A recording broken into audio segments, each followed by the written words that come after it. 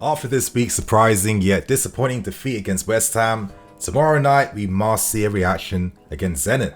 At this point in time, us and Juventus are currently topping Group H, 12 points each apiece. And for me, I really think that there is an opportunity here right now for us to top the group, because I think that the second round teams we could potentially face are teams that we can beat. And these are teams that we can beat that will give us a much better chance at progressing to the quarterfinal stage of the Champions League. Of course, two big names to watch out for could potentially be Barcelona and Paris Saint-Germain. But to be honest, you guys, I don't necessarily fear them like I did in prior season. And for me, I've got all the confidence in the world that these are two clubs that we can overcome. On top of this, we could potentially face games such as Benfica, Sporting Lisbon, teams such as Inter Milan, Atletico Madrid as well too. Again, more teams that we can beat to progress too. So tomorrow, I need to see the 3 points. Of course, you guys, let's not forget in the Champions League that group winners are decided by their head-to-head records. It's not decided by goal difference like it is in the Premier League. So for me, we have a massive advantage considering we completely annihilated Juventus 4-0 at home a few weeks back. Now let's quickly turn our attentions to Zenit St. Petersburg. Their last result in the Russian Premier League was a 2-2 draw against Rostov, and you know, I'm discussing this game because Zenit did a very lovely gesture. Of course, they brought out a lot of dogs into the field. And the reason behind that is that they are trying to encourage more people to adopt dogs from these shelters. I absolutely love dogs, love animals. To be honest, this was an excuse to just put the clip in the video, to be fair. But coming back to Zenit St. Petersburg, the reality is that they really have nothing to play for in the Champions League. Their best bet, of course, is to progress through to the Europa League, which they're more than likely to do. I'm expecting Juventus to get the 3 points easily against Malmo. However, Zenit playing at home against a team like us, this is a big occasion for them to really make their fans feel proud.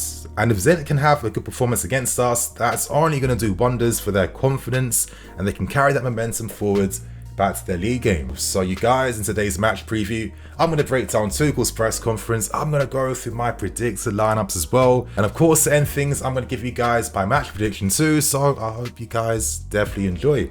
If you do, smash that like button. And without wasting any more time, we kick things off with the press conference. And today, Tuchel was joined by Ruben Loftus-Cheek. So let's start with the bad news out of the way first. And I think, as we already know, don't expect to see Kovacic, Kante, Chalobah, Chilwell, Jorginho, and many others as well.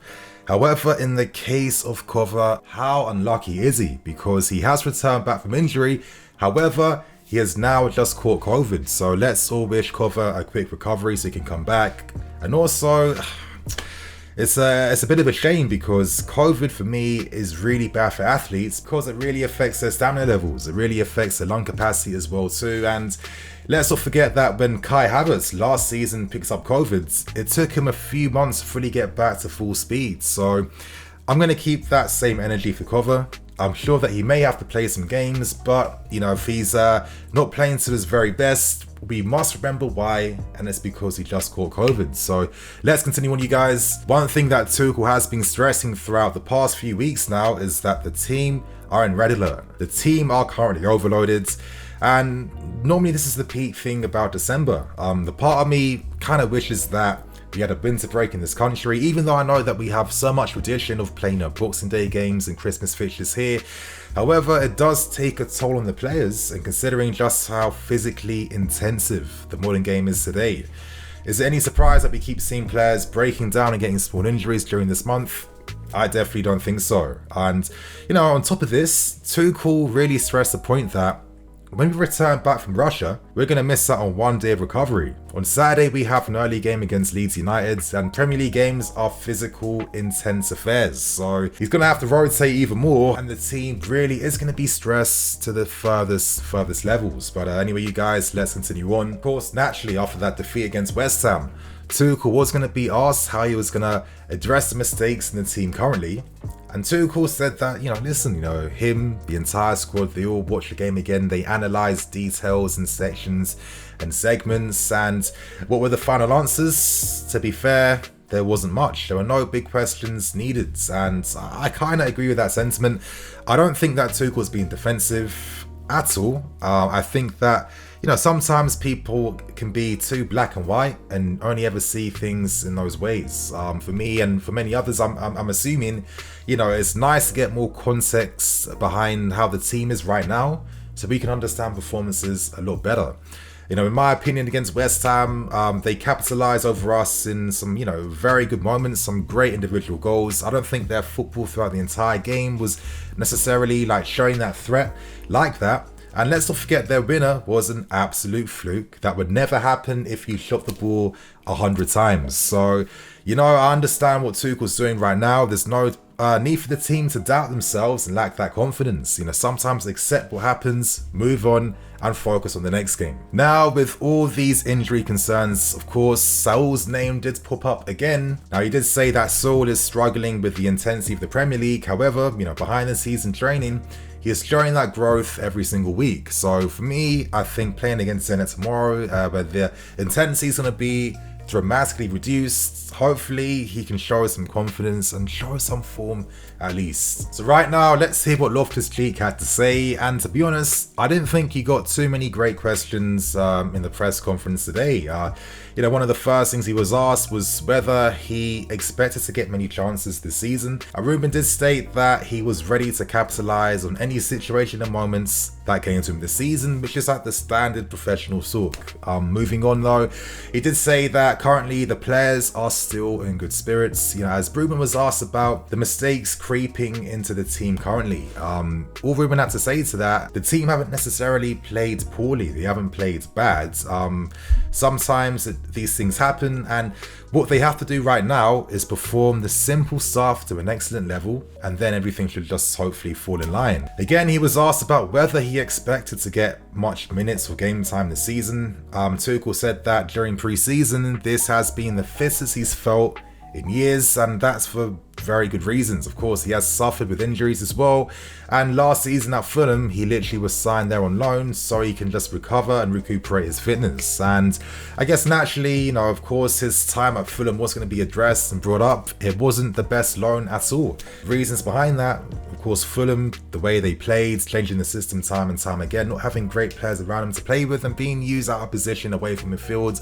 Basically, all Ruben said to that was, I'm not really thinking about Fulham anymore, and I guess I'm going to stop thinking about the questions in the press conference now, because now we move on to the predicted lineup part for today's video. Personally, I'm still unsure whether Lukaku may start tomorrow. We do have the game against Leeds United, and after the game against West Ham, Tuchel did say that he has been rushing Lukaku back. So would tomorrow night be the game to use him? Maybe you play him for 45-60 minutes, I guess, or maybe you just spare him and get him ready for the weekend game against Leeds. We start with the first lineup, and in this team, I've gone for Lukaku up front, I've gone for Hudson-Odoi and Pulisic, I've gone for Saul, left wing back, Mount and Loftus-Cheek in midfields with James wing back, and of course defense of Rudiger, Christensen, Azpilicueta with Kepa in goal. Now, personally, I wanted to just pick Mendy, but I'm guessing, Tuchel may look to use Kepa in this type of, not a meaningless Champions League game, but it's the type of game where you can afford to rotate a lot more. I don't think Mendy has been the nightmare he's been paying out to be. I have seen nightmare goalkeeping performances, and I don't think Mendy's come even close to that standard of game. So I guess Kepa in goal.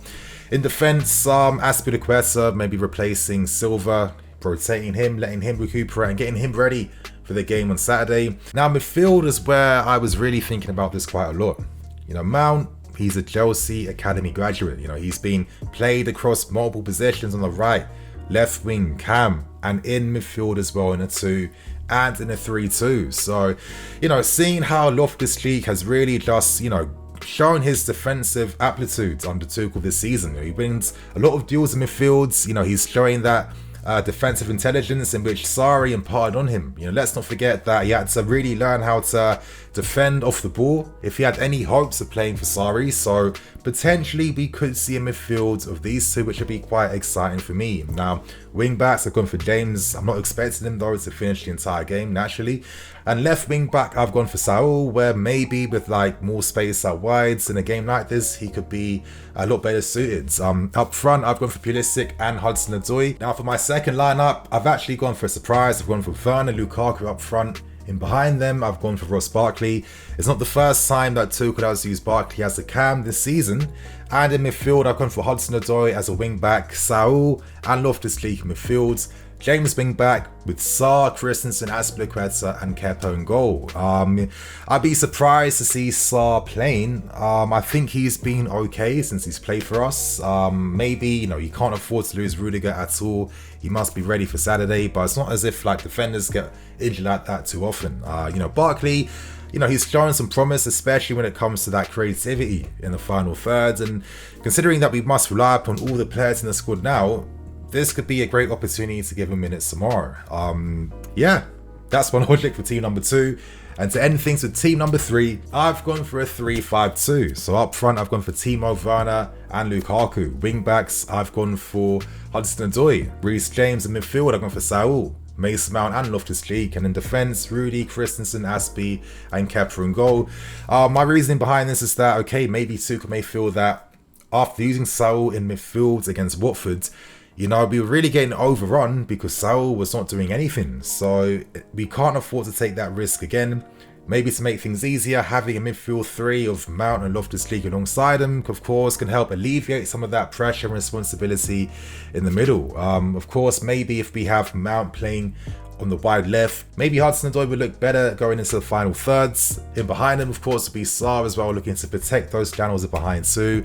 And we haven't seen Werner or Lukaku play as many games before. I'm hoping that if Zenit are going to be a lot more open, there could be more opportunities to play in the transition. And, these two cost us 150 million. And I'm guessing the reality is that we'll barely see them play any games together as the season continues, so I'm kind of open to seeing that experiment in tomorrow's game. We now end things with a match prediction, and for the game tomorrow, I'm going for a 2-0 win for us. I'm expecting Zenit to show some danger in the game. I'm hoping that Tuchel relies heavily upon the subs in the game tomorrow. Of course, in the Champions League, you're allowed to use 5 subs, and I'm just kind of shook throughout this entire month. The injuries we're getting, these are the injuries that can derail all that momentum in your season, and with guys like Loftus-Cheek playing so many games consecutively, that could further jeopardize us in the middle of the pitch. So I'm hoping that we see a great first half performance so subs can be used. We've got the talent there. Ideally, I'd love to see Harvey Vale getting some mins. And yeah, you guys, that's my reasons for a 2-0 win for us. State your reasons below in the comment section. And on that note, I'm Nini FC. This is Blue Lions TV. I'll catch you guys later with some more videos.